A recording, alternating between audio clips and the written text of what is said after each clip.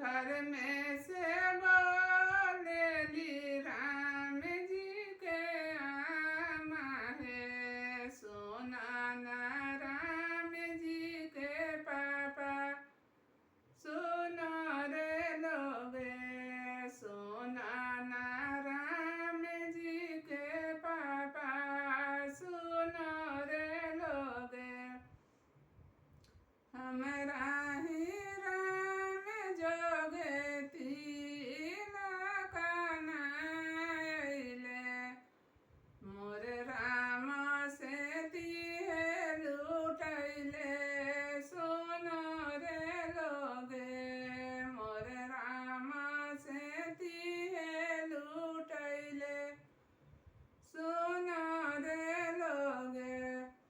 घर में से बोलेली राम जी के चाची है, सोना ना राम जी के चाचा, सुनो रे लोगा, सुना राम जी के चाचा।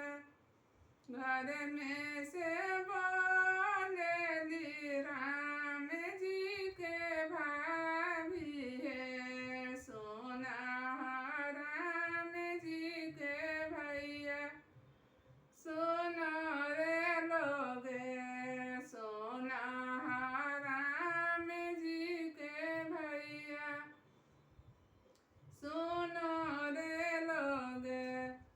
हमरा ही राम जोगे तिलक नाइले, मोर राम से तिहे लुटैले, सुनो रे लोगे, मोर राम से तिहे लुटैले, सुनो रे लोगा।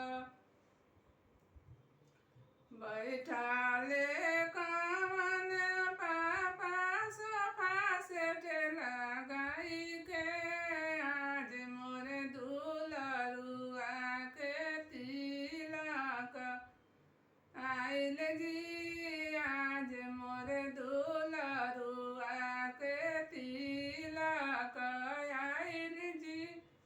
बैठले अपन चाचा सोफा सेट लगाई जी, आज मोर दुलरुआ के